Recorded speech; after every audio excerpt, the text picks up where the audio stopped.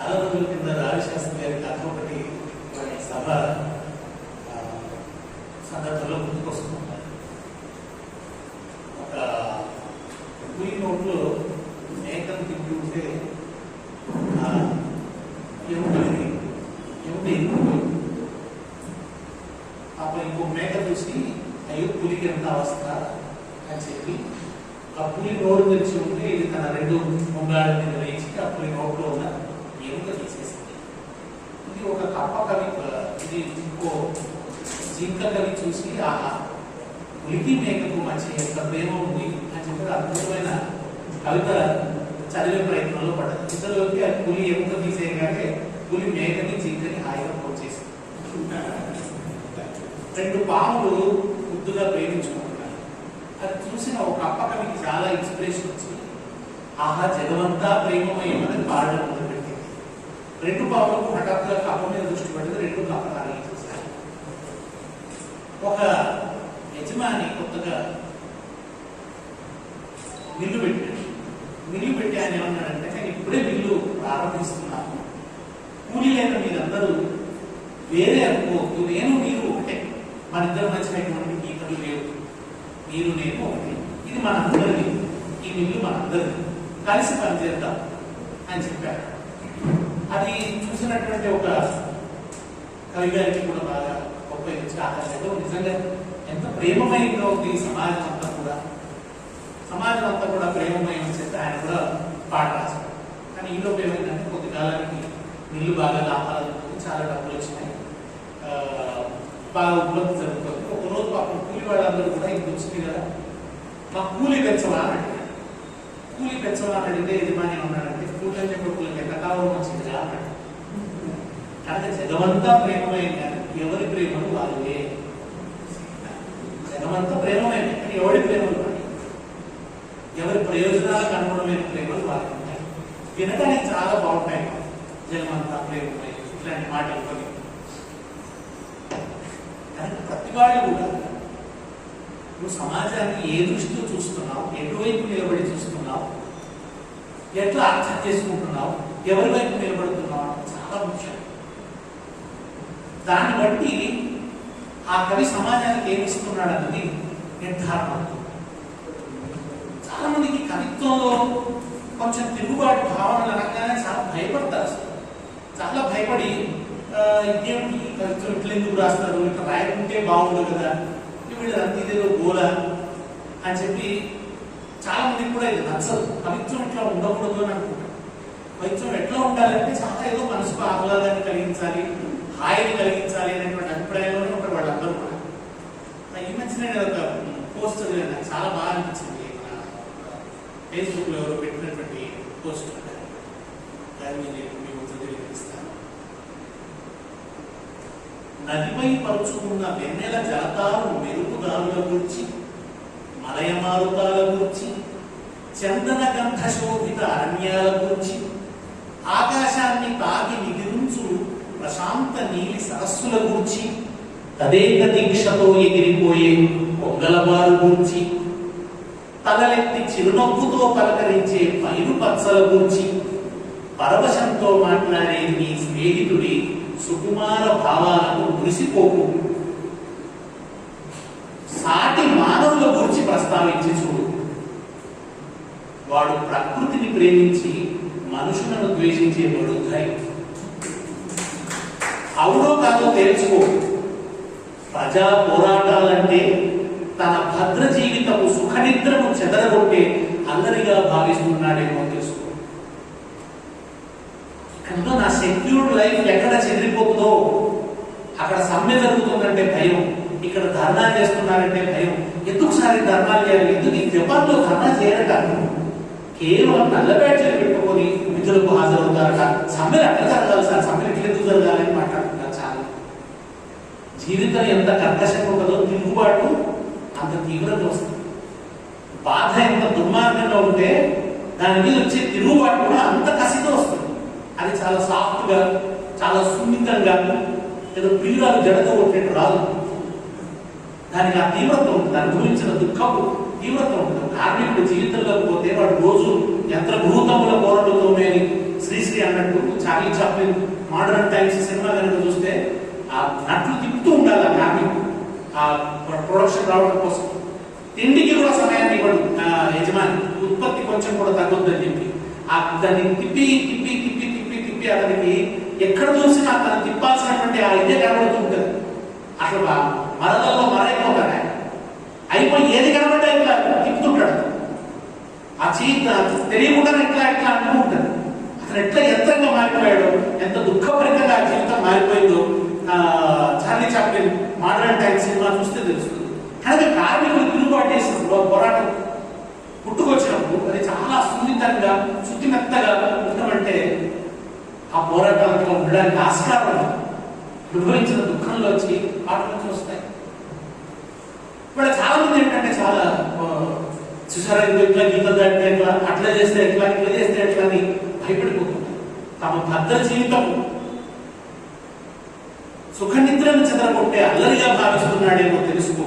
లలిత పదాలను ఇష్టపడడం సరే, పదాలు చాలా లలితంగా ఉండాలని అనుకుంటారు. వాడి మనసు లలితమైందా కాదా గుర్తెలు.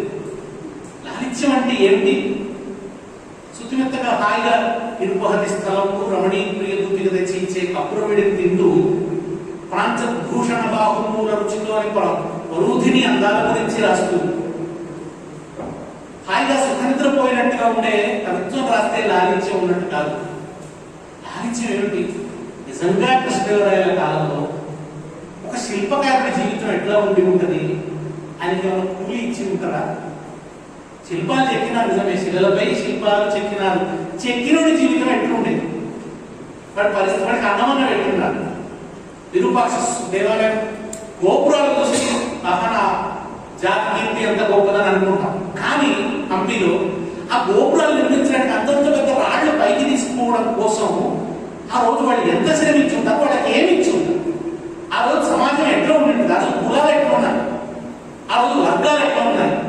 ఆ రోజు భూస్వాములు ఉండేవాళ్ళ, యజమానులు ఉండేవాళ్ళ? ఆ రోజు కార్మికులు ఉండేవాళ్ళ? ఏం లభించేది? వాళ్ళకి పని చేసేందుకు ఏమి ఇచ్చేవాడు? ఏమి ఇవ్వకుండానే పని చేయించుకున్నారా? ఏమని ఇచ్చిండ్రా?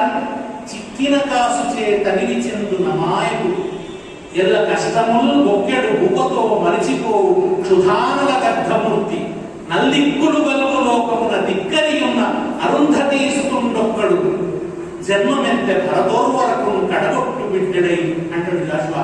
చిక్కిన కాసుదే తగిలి చెందెడు క్షుధానల గర్ధమూర్తి అని బుక్కెడు బువ్వతో, కొంచెం ఇంత బువ్వ దొరికితే చాలు అని అనుకుని నిన్నమన్నగాక నా చిన్నప్పుడు కూడా నేను చూసిన అన్నం పెడితే పనిచేసే వాళ్ళని చూసి ఛాయ్ వద్ద అన్నం పెడతా అంటే మొత్తం ఆ గుళ్ళె ఉన్న చీదు అంతా కూడా ఆ మొత్తం అంతా కూడా తీసుకుపోయేవాడు ఆయన వచ్చి. ఆయన ఏం లేదు పాపం, అన్నం పెట్టి ఛాయ్ వస్తుంది. ఆ ఉన్నమనే నాకలతో ఇటువంటి జీవితం ఉన్నది అని అంటే కృష్ణదేవరాయలు విరూపాక్ష స్వామి దేవాలయం కట్టిన జీవితం ఎటువంటి అసలు వాళ్ళకి ఆ రాళ్ళు ఎత్తినందుకు ఏమి ఇచ్చుంటారు? వాళ్ళు శిల్పకారుల జీవితం ఏమిటి, కొట్టెరోళ్ళ జీవితం ఏమిటి, రాళ్ళెత్తిన జీవితం ఏమిటి? కృష్ణదేవరాయల సైనిక వ్యయం అప్పుడు వేశ్యల మీద వేసే పన్నులతో వెళ్ళిపోయేదట. వేశ్యల మీద వేసే పన్నుతో సైనిక వ్యయం అంతా వెళ్ళిపోయింది. చరిత్ర చెప్తున్న సత్యం, దేశపతి శ్రీనివాస్ చెప్తున్నది కాదు. అంటే వాళ్ళు ఎంత దుఃఖం అనుభవించి ఉంటారు ఆ వేశ్యలు. ఇప్పుడు మనం ఏమంటున్నామంటే ఆ వేశ్యల దిక్కు గురించి కూడా కృష్ణదేవరాయల కాలాన్ని చూడడం మొదలు పెడదాం. లేదా ఆ శిల్పకారుల కోణం నుంచి కృష్ణదేవరాయల కాలాన్ని అర్థం చేసుకునే ప్రయత్నం, కృష్ణదేవరాయలు కావచ్చు, ఇంకే రాజన్నా కావచ్చు, వాళ్ళ కోణం నుంచి చూసినప్పుడు ఆ సమాజం ఎట్లా ఉంటుంది? సమాజం యొక్క ఇంకో కోణం తెలుస్తుంది. రాముడి రాజ్యం అద్భుతంగా ఉంది, బ్రహ్మాండంగా పరిపాలించాడు, ధర్మం 4 కాళ్లతో నడిచింది. ఇది రాముడి రాజ్యాన్ని అర్థం చేసుకోవడానికి ఉన్న ఒక ప్రఖ్యాతమైనటువంటి ఒక దృక్పథం. కానీ రాముడి రాజ్యాన్ని ఇంకో కోణం నుంచి చూస్తే నిజంగా ఆ రోజు శూద్రుల జీవితం ఏమిటి రామాయణంలో అంటే? శంభూకుడు అనేవాడు తపస్సు చేసుకున్నాడు. నేను తపస్సు చేసుకుని ఎక్కడే ముచ్చటం కాదు, వాల్మీకి రాసిన వాల్మీకి రామాయణం ఇది కృష్ణాయనుడు ఒకడు. ఇప్పుడు నేను రామస్వామి చౌదరి, ఆయన కమ్మకులు వస్తుంది. ఆయన కమ్మవాళ్ళు శూద్రులు అంటే, శూద్రులు అనే పేరిట బ్రాహ్మణులు మా మీద ముద్ర వేసి మమ్మల్ని అజ్ఞానులు అనేటువంటి ముద్ర వేసి మమ్మల్ని దూరంగా నెట్టారు, విద్యకు మమ్మల్ని దూరం చేశారు అని చెప్పి సూతాశ్రమం అని ఒకటి పెట్టి ఆయన తిరుగుబాటు చేశాడు. వైదిక ధర్మం మీద తిరుగుబాటు చేశాడు, కులాల మీద తిరుగుబాటు చేసినాడు ఆయన. ఆయన ఈ శంభుకవధని ఒక నాటికగా రాశాడు, ఒక నాటకంగా రాశాడు. శంభుకుడైన వాడు తపస్సు చేశాడు. తపస్సు చేస్తూ ఉంటే శూద్రుడైన వాడు తపస్సు చేయకూడదు. ఎందుకంటే ధర్మం అన్నదాన్ని చక్కగా అర్థం చేసుకోండి. ధర్మం అంటే ఏమిటంటే బ్రాహ్మణుడు బ్రాహ్మణి పని చేయడం, క్షత్రియుడు పని చేయడం, శూద్రుడి పని చేయడం, వైశ్యుడి పని చేయడం.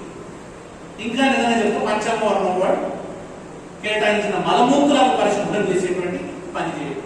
ఇదే ధర్మం. దేశాన్ని ధర్మాన్ని కాపాడడం అంటే ఇదే అర్థం. ఈ ధర్మాన్ని కాపాడాలి. ధర్మం అంటే ధర్మో రక్షతి రక్షిత అన్న దాంట్లో ధర్మం చాతుర్వర్ణ ధర్మమే. వర్ణ ధర్మం అధర్మ ధర్మమే అన్నాడు గురజాడప్ప. వర్ణ ధర్మం అధర్మ ధర్మం. మంచి అన్నది మాల అయితే మాలమే అదుగును, ఎంచి చూడగ లోకమందున మంచి చెడ్డలు రెండే కులము అని చెప్పాడు.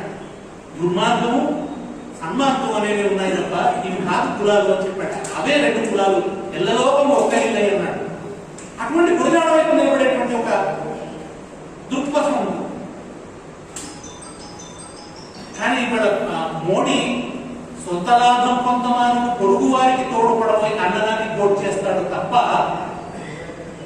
ఎల్లలోకము ఒక్క ఇల్లై అని మంచి వర్ణ ధర్మం అధర్మ ధర్మమే అన్నమాట మోడీ చచ్చినా కోట్ చేయడు. ఎందుకంటే మోడీ మనుస్మృతి వైపు వర్ణధర్మం వైపు ఉంటాడు. ఈ శంభుకుడు దగ్గరికి రాముడు వెళ్తాడు. ఎందుకంటే ఋషులంతా వచ్చినారు రాముడి దగ్గర. ఋషులు వచ్చినారు, తర్వాత ఆ బ్రాహ్మణులంతా వచ్చినారు.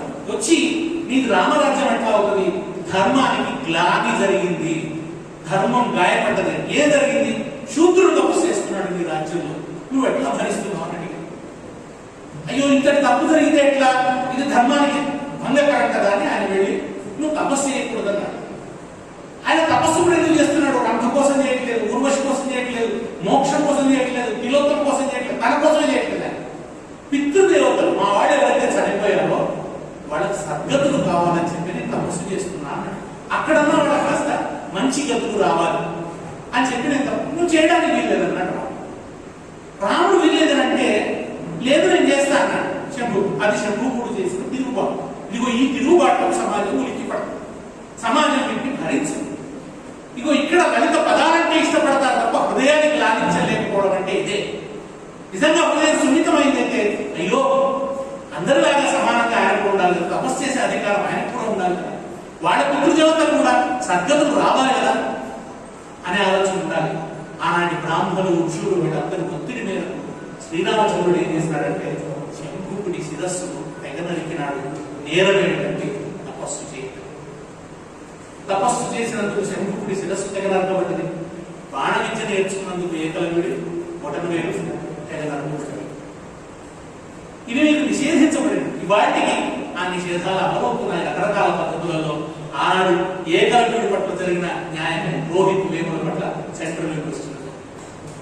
ఏకలవ్యుడి అంతరించలేదు, ఏకలవ్యుడికి జరిగిన అన్యాయం కొనసాగు. దీని గురించి మాట్లాడితే సమస్య వస్తుంది అన్నమాట. దీని గురించి మాట్లాడితే మీకు నిజాలు ఉన్నాయని అంటారు. దీని గురించి మాట్లాడితే మీరు ఇంకా కులాల గురించి మాట్లాడుతున్నారు ఏమిటి అని అంటారు. ఇంకా దుర్మార్గంగా మీరు అసలు కులాలు ఎక్కడున్నాయి అని చెప్పి మాట్లాడుతారు. అసలు కులం పోవాలన్నదే అంబేద్కర్ ప్రయత్నం. దానికోసం నిర్దిష్టంగా కులం ఎట్లుందో ఆయన చెప్పాడు. ఇదిగో కులం ఇట్లా ఉంది, కొంతమంది ప్రివిలేజెస్ ఉన్నాయి, ఈ ప్రివిలేజెస్ ఉండకూడదు అన్నాడు. సొసైటీలో కొంతమందికి ఆటోమేటిక్ గా ప్రివిలేజెస్ దొరుకుతాయి అన్నమాట. వాళ్ళ గౌరవం దొరుకుతుంది. మనుస్మృతి బ్రాహ్మణ ప్రివిలేజెస్ ఇచ్చింది. బ్రాహ్మణ దొంగతనం చేస్తే ఏమనదు, చంపదగినంత శిక్ష కనుక, చంపదగినంత నేరం కనుక బ్రాహ్మణ చేస్తే అతనికి శిరోముండనం చేసి ఊరేగించాలి తప్ప చంపకూడదు. మిగతా వాళ్ళు తప్పు చేసిన ఆ మరణదండకు సంబంధించినటువంటి తప్పు ఏదైనా చేస్తే కూడా చంపేయాలి. ఇది ఎప్పుడు వచ్చింది మనుస్మృతి? పుష్యమిత్ర శృంగుడు అధికారంలోకి వచ్చిన తర్వాత అతను బ్రాహ్మణుడు. బ్రాహ్మణుడికి అధికారంలోకి రావడం ఏమిటి? క్షత్రియులకు అధికారంలోకి ఉండాలన్నప్పుడు బ్రాహ్మణుడు కూడా రాజ్యం వెళ్ళవచ్చని అక్కడి నుంచి బ్రాహ్మణులకు చాలా ప్రివిలేజెస్ ఇస్తూ మనుస్మృతిలో అనేక ప్రివిలేజెస్ అన్ని కూడా చేర్చబడ్డాయి. ఇవన్నీ కూడా దాంట్లో పుష్యమిత్ర శృంగుడి కాలంలో ఆ మనుస్మృతి మనకు చాలా కాలం ఆరాధనీయమైనటువంటి గ్రంథంగా ఉన్నది. అంబేద్కర్ వచ్చేదాకా కూడా ఈ దేశంలో మనుస్మృతి ఆరాధనీయ గ్రంథం, ఒక పవిత్ర గ్రంథం. మనం పదే పదే దాంట్లో నుంచి ఎత్ర నాగేస్తు పూజ్యంతే రమంతే తత్ర దేవతాః అని కోట్ చేస్తుంటాం. కానీ మనుస్మృతి లేదు. కానీ దాంట్లోనే అన్నాడు నా స్త్రీ స్వాతంత్రం అర్హతి అన్నాడు. స్త్రీలకు స్వతంత్రం ఇవ్వకూడదు అన్నాడు. స్త్రీలకు స్వేచ్ఛ ఇవ్వకూడదు అని చెప్పినాడు. స్త్రీలను బంధించి ఉంచాలి అని చెప్పినాడు. అందుకనే ఆ మనుస్మృతి మీద ఈ మనుస్మృతి ఈ దేశంలో జీవితాన్ని ఇన్నాళ్ళుగా శాసిస్తూ వచ్చింది. దీంట్లో అధర్మం ఉంది, దీంట్లో కులధర్మం ఉంది. ఈ కులధర్మమే పునాదిగా ఇక్కడ ఇవాళ ఈ మతం అనేది ఉంది అని చెప్పి ఆయన మనుస్మృతిని తగలబెట్టినాడు. ఇవాళ అంబేద్కర్ ఫోటో పెట్టుకుంటాం కానీ మళ్ళీ తల నిండా మనుస్మృతిని పెట్టుకుంటాం. అంబేద్కర్ చాలా తెలివిగా, అందుకే అంబేద్కర్ మూర్తిని పూజిస్తారు, స్ఫూర్తిని చంపేస్తారు. ఇది ఇవాళ సమాజంలో అమలవుతున్నటువంటి దుర్నీతి, దుర్మార్గం. వాడు అంబేద్కర్ అందరూ ఉంది, బుద్ధుడిగా ఆయన పట్టించినారు కదా. భగవంతుడు లేడన్న బుద్ధుడిని. ఒక ఆమె వచ్చి బుద్ధుడిని అడిగిందట, నాకు సంతోషం కావాలి అని బుద్ధుడిని అడిగితే ఆయన ఏమన్నాడట, అమ్మ నువ్వు అన్న మాటలోంచి 2 తీసే, నీకు సంతోషం లభిస్తుంది అన్నాడు. ఏమిటి? నాకు తీసే, నాకు అనేది తీసే. రెండోది కావాలి అనేది తీసే. ఈ 2 తీస్తే మిగిలేదేమిటి? సంతోషం నీకు ఉంటుంది. కనుక నాకు కావాలంటే దాంట్లో నువ్వు ముందు బయటపడు, అప్పుడు నీకు సంతోషం వస్తుంది అని చెప్పాడు బుద్ధుడు. బ్రతికించమని ఒక ఆమె వచ్చి అడిగితే, నా కొడుకును బ్రతికించమంటే ఆయన ఏమన్నాడంటే, అమ్మ సావులేనింటి నుంచి ఇప్పుడు అడ్డులు తీసుకున్నాను.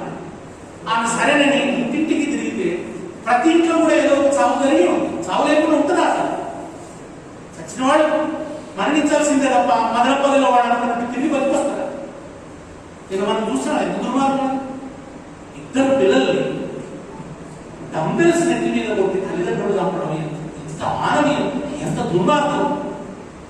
శాస్త్రీయ దృష్టి అని అన్న వల్ల అరిగిపోయిన మాట అలవాటైందే ఈ కమ్యూనిస్టులకు, ఈ హేతువాదులకు, వీళ్ళకు.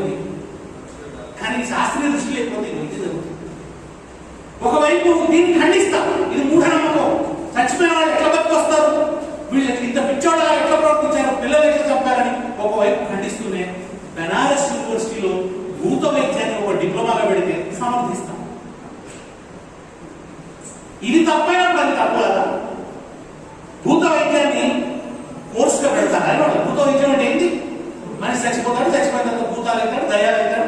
ఆ దయాలు వచ్చి మనిషిని పట్టుకుంటే వాడిని కూడా కొట్టాలంటే చీపురు కట్టంతో కొట్టాలి, నిమ్మకాయలు పిండాలి. ఇంకో నిమ్మకాయ అంటే దయ్యం భయపడుతుంది. ఎందుకు భయపడుతుంది? మనుషులే భయపడాలి, నిమ్మకాయ అంటే దయ్యం ఎందుకు భయపడుతుంది?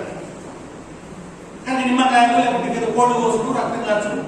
రేపు ఏం జరుగుతుందంటే, ఇగో ఇదే శక్తులు ఇట్లనే ఆధిపత్యం చేసిన తెలంగాణ కూడా అధికారంలోకి వస్తే జరిగేది ఏంటంటే, ఉస్మాన్ యూనివర్సిటీలో బ్యాచిలర్ ఆఫ్ బాణామతి, మాస్టర్ ఆఫ్ మైనామతి వస్తుంది.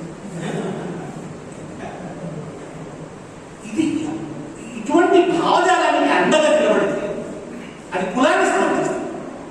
అవునే అక్రాంతాన్ని కూడా కరెక్ట్ అయిన వాళ్ళని మొన్న చూసినాం. మన కరోనా వస్తే ఏమన్నారు అందరూ చూసినావా? మన వాళ్ళు అందరూ అక్రాంతాన్ని వడ్డీ పెట్టిందా? అందుకే పెట్టిండ్రు. అని ఇప్పుడు ఎవడో భోగం వచ్చిన ముట్టుకోవద్దన్నారు కానీ ఒక కులాన్ని ముట్టుకోవద్దన్నారా? ఏ రోగాలు లేకున్నా కానీ చక్కగా ఆరోగ్యంగా ఉన్నవాడు, పరిశుభ్రత ఉన్నవాడిని ముట్టుకోవద్దన్నారా? శుద్ధత్వం కూడా ఏమిటి? మురికిని తొలగించిన వాడికి శుద్ధుందా, మురికి చేసేవాడికి శుద్ధుందా? చచ్చిపడిన ఆవును ఊరిలోకి తీసేసిన వాడు శుభ్రత తెలిసినవాడా? చచ్చిపడిన ఆవును ఎవడో వచ్చి తీస్తాడని చూసేవాడు శుభ్రత తెలిసినవాడా? అమరావతి కథల్లో సత్యం శంకర నుంచి ఒక మంచి కథ రాస్తాడు. అమరావతిలో ఒక బ్రాహ్మణి ఇల్లు, ఆయన ఇంట్లో అందరూ పనిచేసేవాళ్ళు ఉంటారు. ఆ ఊళ్ళో పాపం అంటరాని వాడు ఆయన ఉంటే, ఆయన వస్తే నువ్వు ఇక్కడి నుంచి రావద్దు, ఇంటి ముందు వైపు నుంచి రావద్దు, వెనక నుంచి రా, పెరట నుంచి రావద్దు. పెరట నుంచి వస్తే మీది నుంచి అన్నం చేస్తాడు, మీది నుంచి నీళ్లు పోస్తాడు. పొరపాటున నువ్వు రావద్దు, ఇది దాకొద్దు, అది దాకొద్దు అని. కొన్నాళ్ళకి ఏమవుతుంది, ఒక రోజు అమరావతిలో పెద్ద ఎత్తున వరదలు వస్తాయి. వరదలు వచ్చి అమరావతి అంతా కొట్టుకుపోతుంది. కొట్టుకుపోయినాక ఏమవుతుంది, అందరి ఇళ్ళు పోయినాయి. కృష్ణానది వరదలు వచ్చి మొత్తం అంతా కొట్టుకుపోయింది, ఏం లేకుండా పోయింది. అప్పుడు ఊరందరికీ కలిసి ప్రభుత్వం వాళ్ళు వచ్చి సామూహిక భోజనాలు పెడతారు. వాళ్ళు మరి బ్రాహ్మణుల పేరు భోజనం, కోమట్ల పేరు భోజనం పెట్టలేదు. పెట్టకపోయేసరికి ఏంటి, ఈ బ్రాహ్మణుడు కూడా వచ్చి అందరితో పాటు కూర్చుంటాడు. కూర్చోక తప్పదు, అక్కడ ఆయన తిండి కావాలి. తిండి లేకుండా చచ్చిపోతాడు. మెతుకుల్లో కులం వెతకలేడు. ఆకలి కులాన్ని మర్చిపోయి చేస్తుంది తెలుసు. మరి తింటే నా కులం పోతుంది అనుకున్నవాడు తినకుండా ఉన్నాడా? చచ్చిపోతా సరే నేను తినకూడదని కులాన్ని అనుకున్నాడా? ప్రాణం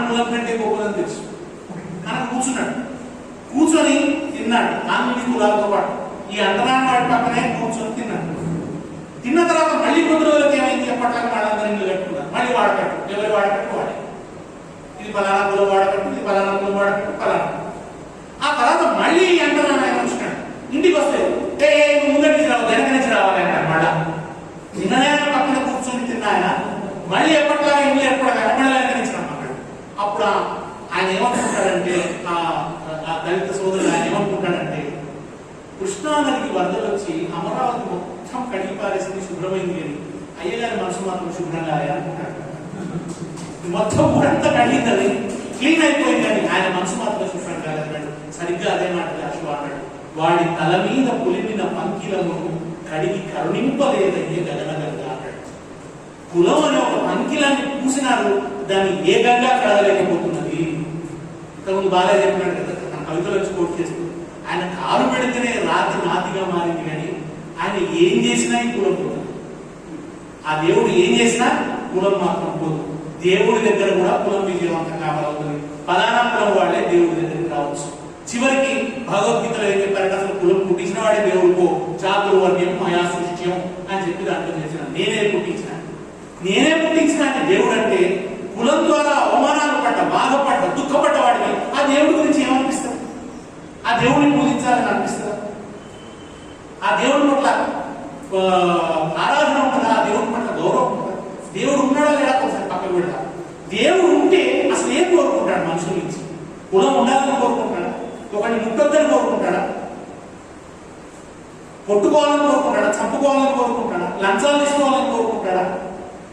లంచాలు తీసుకొచ్చిన డబ్బు తన ఉండిలో వేయాలని కోరుకుంటాడా?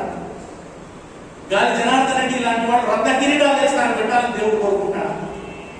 నువ్వు ఏమన్నా చేసుకో, నాకు ఒక రత్న కిరీటం చేయి అని దేవుడు అంటాడా? అట్లాంటి దేవుడు అంటాడా? అట్లా దేవుడిగా మనం గౌరవించగలుగుతాం? ఇవాళ బ్లాక్ మార్కెటింగ్స్ అందరికి భగవంతుడు అంటే ఎక్కువ భక్తి, వాళ్ళు తీసుకుపోయి ఆ వాటాలు ఇస్తారు. అంటే దేవుణ్ణి కూడా దిగదారుస్తుంది, దేవుణ్ణి కూడా తమ అధమస్థాయి కోరికలకు వస్తుంది. బుద్ధుడు చెప్పింది కదా, నాకు సంతోషం కావాలంటే నాకు కావాలి తీసేయమ్మా అని చెప్పినాడు. కానీ ఇవాళ నువ్వు ఫలానా యజ్ఞం చేయి, ఫలానా వస్తుంది, ఫలానా ఇది చేయి, పని వస్తుంది, ఫలానా ఇంకోటి చేయి. నీ తుచ్చమైన వాంఛల పరిధిలోకి దేవుడిని తీసుకొస్తావా? దేవుని కూడా బతికిపరుస్తున్నావు, దేవుని కూడా అల్పత్వాన్ని ఆపాదిస్తున్నావు. దేవుడు ఎట్టి పరిస్థితుల్లో ఒక కథ రాశాడు ఆయన, ఎవరో ఇంగ్లీష్ ఆయన. ఒక అతను వెళ్ళి దేవుడి తలుపు కొట్టాడు. కొడితే ఆ భటుడు బయటకు వచ్చి ఎవరైనా అన్నాడు, నేను మానవుడు వాడెక్కడ ఉంటాడు? మానవుడు కదా, నేను భూమి అది ఎక్కడ ఉంది? అరే ఫలానా ఒక సౌర కుటుంబం. ఏం సౌర కుటుంబం? విశ్వంలో అనేక సౌర కుటుంబాలు. అంటే ఏ సౌర కుటుంబం? నువ్వు ఏ పాలపుంతలో ఉంటావు? అనేకానేక నక్షత్రాలు, అనేకానేక పాలపుంతలు. ఆ పాలపుంతల్లో అనేక సౌర కుటుంబాలు. దాంట్లో ఎక్కడో ఒక సౌర కుటుంబం ఉంటే ఆ సౌర కుటుంబంలో నీది ఒకనొక గ్రహం. ఆ గ్రహంలో ఎక్కడో ఒక ఖండం, ఆ ఖండంలో ఎక్కడో ఒక దేశం, ఆ దేశంలో ఎక్కడో ఓ రాష్ట్రం, దాంట్లో ఓ జిల్లా, దాంట్లో ఒక ఊరు, ఆ ఊళ్ళో ఎక్కడో వాడకట్టులో నువ్వు గులకరాయిలో కాదు మొత్తం భూగోళాలు. కానీ నిన్ను చూసు తప్ప దేవుడికి ఇంకొక లేదా? నువ్వు తిన్నావా, పన్నావా, నాకు పసుపు వేసినావా, నాకు కుంకుమ వేసినావా, నాకు నీళ్ళు పోసినావా, నాకు అభిషేకం చేసినా, ఇదంతా చూసుకుని కూర్చున్నాడు ఆ దేవుడు. బుద్ధి లేదు బాబా అని పంపించాడు, లోపల కూడా రాలేదు. దీని అర్థం ఏంటి? ఇవాళ ఇంతకుముందు బాగా చెప్పినాడు, స్పేస్ లో ఒక రాకెట్లను పంపుతూ కొబ్బరికాయ కొడుతున్నారు. ఆ మంత్రంలో ఏమొస్తుంది తెలిసిన? భూలోక, భూవర్లోక, సువర్లోక, 14 లోకాలు ఉన్నాయి మంత్రంలో వస్తుంది. కానీ ఆయన చదివిన స్పేస్ సైన్స్ ఏమో ఇవన్నీ ఏం లేవు చెప్తుంది. వేరే గ్రహాలు ఉన్నాయి, పాలపుంతలు ఉన్నాయి, ఇవి ఉన్నాయని చెప్తుంది. కానీ బాపురే 14 భువన భాండములు ఉండవు, లేవు. అది ఆ రోజు ఎప్పుడో మనుషులు ఆ ఊహ చేసినారు. కనుక ఇదిగో ఆనాడు ఆ ఊహలతో చేసిందే. ఆ రోజు వాడు ఆనాటికి ఆ ఊహ చేయడం కూడా గొప్పది. నచిత చేసే కంబలి అని ఆయన ఉన్నాడు. ఆయన ఒక భౌతికవాది. బుద్ధుడికి ఆయనే చెప్పాడు సాగు పుట్టుకల మర్మం ఏమిటో ఆయన చెప్పే ప్రయత్నం చేసినాడు. ఆయన అగ్ని, వాయువు, నీరు చేత ఈ ప్రపంచం ఏర్పడ్డది అని చెప్పి నమ్మినాడు. అంటే పదార్థవాదం, పదార్థంలోంచి ఇదంతా పుట్టింది అని చెప్పి ఆయన నమ్మినాడు. ఆ రోజు అంతే తెలుసు. కానీ ఆ రోజు ఆ నిర్ధారణ రావడం కూడా చాలా గొప్ప విషయమే. ఆపోవా ఇదం సర్వమని వేదంలో ఎక్కడ అంటే నీళ్ళలోంచి అన్ని పుట్టినాయి. ఆలోచన అసలు ఎందుకు పుట్టింది, ఎట్లా పుట్టింది అని ఆలోచన చేయడమే గొప్ప విషయం. అయితే దాంట్లో వాళ్ళు వేరే వేరే నిర్ధారణలో వాళ్ళు వెళ్ళిపోయారు. అవే వాళ్ళ సర్వస్వం, అవే కరెక్ట్, అదే జ్ఞానం అని అనుకోవడం తప్పు. ఆత్మ ఒకటి ఉంది అని అనుకున్నారు. ఈ ఆత్మ నిద్రపోయినప్పుడు ఎక్కడెక్కడ తిరిగి వస్తుంది అని అనుకున్నారు. కానీ వాళ్ళ దేహం తప్ప ఇంకేం లేదని మనకు అర్థమైపోయింది. ఆకలి దేహానికి అవుతుందా, ఆత్మకి అవుతుందా? ఇవాళ ఆమె చంపింది, చంపేమంటే తిరిగి ఆత్మ వస్తుంది అంటున్నారు. మరి ఆత్మ ఉందంటే ఆమె చెప్పింది కరెక్ట్. ఆమె పూజకు ఆత్మ రావాలి, మరి తిరిగి లేవాలి. కానీ దేహం లేవు కదా. దేహం ఒకసారి పోయిందంటే పోయినట్టే కదా. మనం ఆకలి దేహానికి అయితే ఆకలి ఆత్మకి అవుతుందని చెప్పి తద్దినాలు పెట్టుకున్నాం. తద్దినాలు పెట్టి ఆత్మ యొక్క ఆకలి తీరుస్తున్నాం నమ్ముతున్నాం. వాళ్ళ మూఢనమ్మకానికి మన మూఢనమ్మకానికి కూడా తేడా అయింది. అందుకనే ఆయన అన్నాడు, పిండములను పెట్టి పితరువతలు పోసి కాకులకు పెట్టి గాడిదలారా పిగి తినని కాకి పితరుడు ఎట్లా ఆయరా అన్నాడు. అది పిండం మాత్రమే తినదు, పిండం తిన్న వెంటనే ఇంకోటి తింటారు, అశుద్ధం తింటారు. ఆ అశుద్ధం తిన్న కాకి పితరుడు ఎట్లా అయ్యింది అని చెప్పి వేమనండి. ఆ వేమన వారసత్వాన్ని ఒక జ్యోతిరావు పూలే అనుకున్నాడు. ఆ జ్యోతిరావు పూలే వారసత్వాన్ని ఒక అంబేద్కర్ అందుకున్నాడు. ఆ అంబేద్కర్ వారసత్వాన్ని ఇవాళ తెలుగు సాహిత్యంలో దళిత కవులందరూ అందుకున్నారు. ఆ వారసత్వాన్ని కొనసాగిస్తున్నాడు ఈ అచ్చులో సిద్ధించే. ఎవరి అచ్చు వాళ్ళది, ఎవరి జీవితం వాళ్ళది. నేను ఒక అచ్చులో చూస్తాను, నువ్వు ఒక అచ్చులో చూస్తావు. ఆయా అనుభవాలన్నీ వాళ్ళ సాహిత్యంలోకి రావాలి. ఒకప్పుడు సాహిత్యంలో ఇవి నిషేధించబడ్డాయి. అప్పకని ఏమన్నాడంటే, శూద్రుడు రాసిన కావ్యం, కాకి పుట్టిన పాయసం, ఈ రెండు పనికిరానివి. ఇంత దుర్మార్గమైనటువంటి వ్యవస్థ వర్ధిల్లింది, ఇంత దుర్మార్గమైనటువంటి దుర్మార్గం అమలైంది. ఆ కులాల మీద ఇవాళ ఆ కులాల వాడు కవిత్వంలోకి వచ్చి ఇదిగో మా జీవనానుభవాన్ని మేము అచ్చు కడతాం, ఇదిగో మా అచ్చులివి అని చెప్పి వాళ్ళ కవిత్వంలోకి తీసుకొస్తున్నారు. దీనివల్ల ఏమవుతుందంటే కవిత్వం విశాలతరం అవుతుంది. ఇంతకుముందు భార్య సముద్రంలాగా, ఆకాశంలాగా విస్తరిల్లుతున్నది కవిత్వం. ఇవాళ సిద్ధంటి గిరి చేసిన పని ఏంటంటే తెలుగు కవిత్వాన్ని మరింత విస్తృతిని ఇవ్వడం, అంటే అనేక అనుభవాన్ని దీంట్లో తీసుకురావడం. మా నాయన అనుభవం ఒకటే ఉంటుంది, మేము పేదరికం అనుభవించినాం, మేము అవమానాన్ని అనుభవించినాం. కానీ నా అవమానానికి, యాదగిరి అనుమానానికి, అవమానానికి వచ్చా చాలా తేడా ఉంటుంది, చాలా పెద్ద తేడా.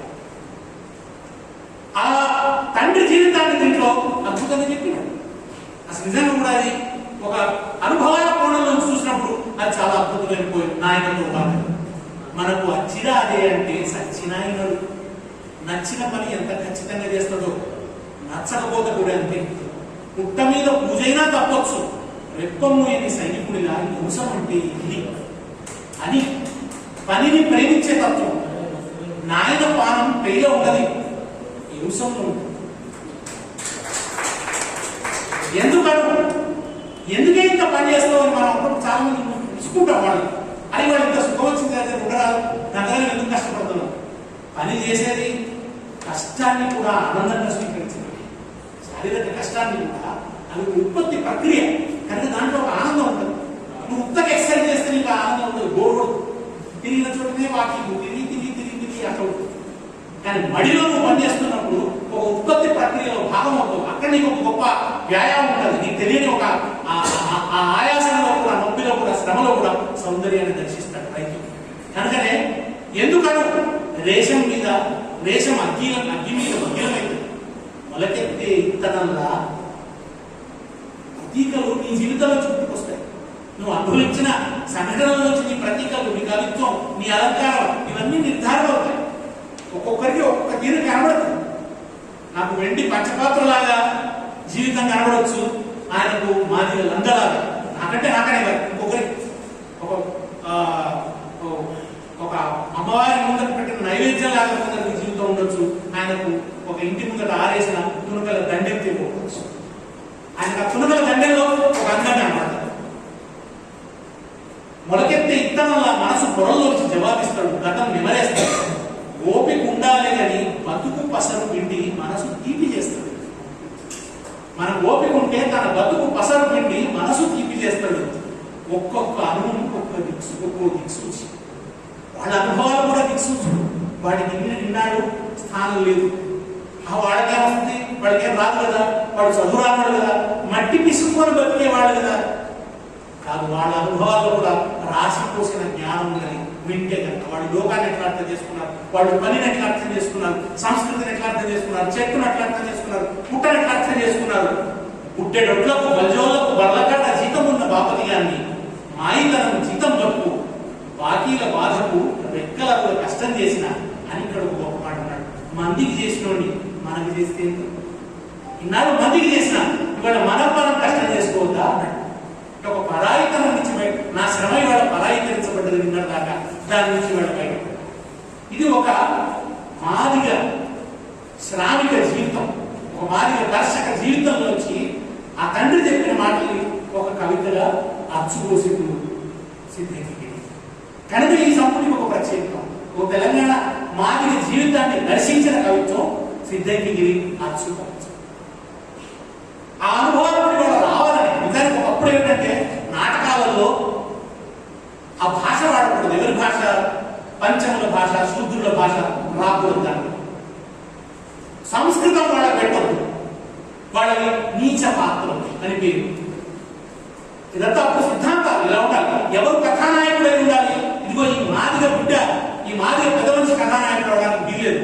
ఎవరు ధీరోదత్తుడు, ధీరనిర్పుడైనటువంటి ఒక బ్రాహ్మణో ఒక క్షత్రియుడో మాత్రమే కథానాయకుడు అంటారు. ఇవాళ సినిమాలు చూడండి, ఎవరు కథానాయకుడు మీ సినిమాలు వింటారు? ఒక పాటి సురేష్ తీస్తున్న సినిమాలు చూడండి, అసలు కథానాయకులు ఎక్కడి నుంచి వస్తున్నారో అర్థమవుతుంది. ఎంత అద్భుతమైన సినిమాలో ఒకసారి చూడండి, పరిత్యం పెరుమాళ్ అనే సినిమా ఉంటుంది, మీరు దాంట్లో చూడండి. ఎక్కడి నుంచి ఒక ఎన్ని అవమానాలను చెల్లించి అవమానాల కొలిమిలో మండిన జీవితం ఎట్లా ఉంటుందో ఆ సినిమా చూస్తే అర్థమవుతుంది. కానీ మనం చూస్తున్న సినిమాలు ఇవాళ అమెరికాలో ఒక కులమైన సినిమా రిలీజ్ అయిందని ఆ కులం అంతా ఉత్సవం చేస్తుంది. ఇంకో కులమైన సినిమా రిలీజ్ అయిందని ఇంకో కులం, అంటే మనవాళ్ళు అక్కడ పోయినవాడు, భారతదేశం నుంచి పోయినవాడు, మన ఆంధ్ర ప్రాంతం నుంచి పోయినవాడు, తెలంగాణ ప్రాంతం నుంచి పోయినవాడు. నేను అమెరికాకు పోతున్న ఒక ఆయన నన్ను అడిగాడు, అరే నీకు ఇండియా విడిచిపెట్టినట్టు నేను హోమ్ సిక్ లా ఉందా అమెరికా అంటే? అస్సలే లేదా నాకు. ఎందుకంటే ఇక్కడ కూడా అన్నీ ఉన్నాయి కదా ఇండియాలో, అంటే మంచి కులం మతం అమ్మవారి కార్తీక భోజనం బోర్డు కనబడుతున్నది, రెడ్డి వారి వన భోజనాలు కనబడుతుంది. ఇట్లా ఉన్న తర్వాత ఇండియా అమెరికా తేడా ఉంటే మీరు బ్రహ్మాండంగా దీన్ని కూడా అమెరికాను కూడా ఇక్కడ రోడ్లు విశాలంగా ఉన్నాయి, మనసును మీరు కూడా ఇరుకు చేస్తున్నారు. ఇక్కడ మీ మనసులో ఇరుకు మాత్రం పోలేదు. అక్కడ కూడా మళ్ళీ కులాలు భోజనాలు పలానా కులం హీరో సినిమా రిలీజ్ అయితే ఓ పెద్ద ఉత్సవం. అప్పుడు ఒక మిత్రుడు అడిగాడు, ఈ కులం హీరోకు వాడు ఉత్సవం చేస్తున్నారు, ఆ కులం హీరోకు వాడు ఉత్సవం చేస్తున్నారు, మా కులంలో హీరోలే రాలేదు అసలు, మేము ఏం చేయాలి? వాటి వరకు ఒక దళిత కులం నుంచి హీరో వచ్చినాడా? హీరో కాగలిగాడా? ఎందుకు కాగలేదు? కులం ఎక్కడ సార్ ఇంకా కులం గురించి మాట్లాడుతున్నాడు, దీనికి జవాబు చెప్పాలి కదా. ఎందుకు సినిమా నిండా ఒక కులమే ఉంటుంది, ఒక ప్రాంతమే ఉంటుంది. ఇదిగో ఇది మాట్లాడితే ఎన్నికి సాగుతాడు. తప్పబో నువ్వు చెక్కబడుతున్నావు, ఇదే కవిత్వం ఇట్లా రాస్తారా? కవిత్వం వీళ్ళు ఎంత రోడ్డు మొబైల్ కవిత్వం అంతా ఎడగొట్టాడు. చివరికి మా గిరి కూడా ఒక చోట అన్నాడు, నిజాలు లేవు అని చెప్పి ఏదో ఒక చోట అన్నాడు. గొంతు ఇప్పుడు నేర్చుకోవాలనే కవితలో తనప్పుడు ఏమంటాడంటే, ఈ ఇజాలను వదిలిపెట్టి మాట్లాడండి అంటాడు గిరి. ఎవరి ఇజాలు వాడుకుంటే ఇజాలు లేకుండా ఉండదు అంటే అట్లా మాట్లాడుతూ నీ ఇజం వద్దంటున్నాడు అంటే నీ ఇజం వద్దనే ఇజం ఆయన ఉందని అర్థం. నీ నిజాన్ని వ్యతిరేకించే ఒక ఇజం ఆయన దగ్గర ఉందని అర్థం. ఒక నిజం వైపు నుంచి చూడడం ఒక ఇజం, అది నిజం అవునో కాదో అభిప్రాయాల ఘర్షణ వైపు తెలుస్తుంది అన్నాడు కదా ఆయన. 1000 భావాలు ఘర్షించని 100 పూలు వికసించని అని. కనుక విరుద్ధ భావాల ఘర్షణ అనేది సమాజంలో జరుగుతుంది. అన్ని ఇజాలు ఉంటాయి, ఒక ఇజానికి ఇంకో ఇజానికి మధ్య ఘర్షణ జరుగుతుంది. రైతుల దిక్కుంటామా, రాజ్యం దిక్కుంటామా తెలుస్తుంది. రాముని గుడి కట్టిన చేతులతోనే రైతులు సమాధిలో ఉంటున్నప్పుడు చెప్పు, రైతుల దిక్కుంటావా, రాజ్యం దిక్కుంటావా అనే ప్రశ్న ఒకటి ఎదురైంది. ఆ ఎదురైనప్పుడు ఎవరెవరి చైతన్యాన్ని బట్టి, ఎవరెవరి వర్గ స్వభావాలను బట్టి, ఎవరెవరి కుల స్వభావాలను బట్టి వాళ్ళు ఎక్కడున్నారో అనుకుంటారు. అటు నిర్ణయం వాళ్ళు అడిగితే మాట్లాడు. కనుక ఇజ్రాయల్ లేకుండా ఉంటుందని అనుకోవడం కొత్త భ్రమ.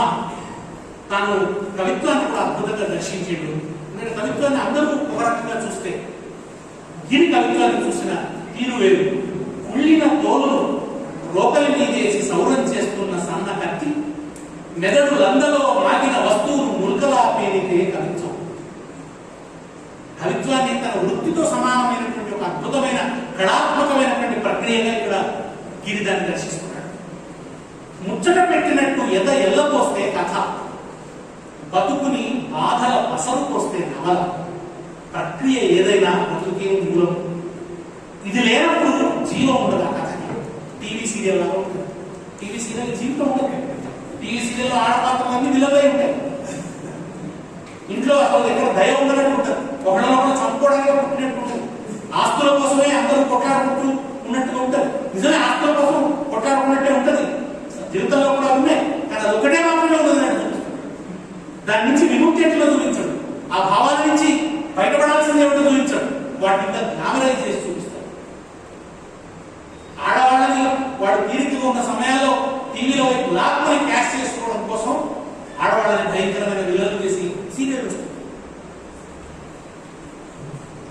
హరిగా వాటిని వ్యతిరేకించకపోవడం ఒకటి ఈజం అయితే వ్యతిరేకించాల్సిన ఈజం కూడా ఉంటుంది. కనుక ఇది ఏ ప్రాపంచిక దృక్పథంలో వచ్చి కవిత్వాలు చూస్తున్నాం, సాహిత్యాన్ని చూస్తున్నాం అంటే గిరి అనే కవి తెలంగాణ దృక్పథంలో వచ్చి ఆ తెలంగాణలో కూడా మాదిగ దృక్పథంలో వచ్చి, మాదిగల జీవన దృక్పథంలో వచ్చి, మాదిగల మీద అమలవుతున్న అణచివేతల దుర్మార్గాలను ధిక్కరించేటువంటి దృక్పథంలోంచి రాసిన కవిత్వమే ఈ అచ్చు. కనుక ఈ అచ్చు ఏం చేస్తుందంటే, ఈ అచ్చు కులాన్ని పెంచి పోషించేది కాదు, కులాలను తెగనరికే ఖడ్గం ఈ అచ్చు. ఇది సమాజాన్ని విశాలతరం చేసేటువంటి కవిత్వం, ప్రజాస్వామీకరించేటువంటి కవిత్వం. కానీ ప్రజాస్వామ్యాన్ని ప్రేమించే వాళ్ళు ఎవరైనా కూడా ఈ అచ్చును చదివి తీరాలే, సిద్ధంకి గిరిని అభినందించి తీరాలి. గిరి ఇంకా చాలా కృషి చేయవలసి ఉంది. కవిత్వం రాస్తున్నప్పుడు చాలా చోట్ల కూడా ఇంకా కొంచెం తాను నిమగ్నుడు కావాల్సిన అవసరం ఉందని, ఇంకొంచెం అధ్యయనశీలత అవసరం ఉందని, ఇంకొంచెం ఎక్స్ప్రెషన్ కి సంబంధించి వస్తున్న మార్పులన్నింటినీ కూడా ఆకలింపు చేసుకోవాల్సిన అవసరం ఉందని, ఇంకా తాను ఎందుకంటే తనే అన్నాడు ఒక చోట, సాధన బోధన బోధనేనా విధి, సాధనేనా ప్రాణం అన్నాడు. కానీ చాలా సాధన అవసరమైంది, ప్రాణకాంతిని ఇంకా పెంచుకోవాల్సిన అవసరం మాత్రం ఈ కవిత్వం నిండా కనిపిస్తున్నది. కనుక గిరి నుంచి ఇంకా బలమైన కవిత్వాన్ని ఆహ్వానిస్తూ తను ఇవాళ ఒక అట్టడుగు అణిచివేయబడ్డటువంటి కులాలకు సంబంధించినటువంటి జీవితాన్ని సాహిత్యంలో తీసుకొస్తున్నట్టు అభినందిస్తూ, చాలా ఉన్నాయి కోట్ చేయడానికి వీలైనటువంటి కవితా వాక్యాలు చాలా ఉన్నాయి. కానీ ఇప్పటికే కాలాతీతమైంది కనుక ఇవాళ ఎక్కువ పని మా బాలయ్య అంజయ్య చాలా సమర్థవంతంగా చేసినప్పుడు వాళ్ళిద్దరికి కూడా నేను అభినందన తెలుపుతూ ఇవాళ నాకు ఈ సభలో భాగం చేసినందుకు గిరికి కృతజ్ఞతలు తెలియజేస్తూ నమస్తే. సరే.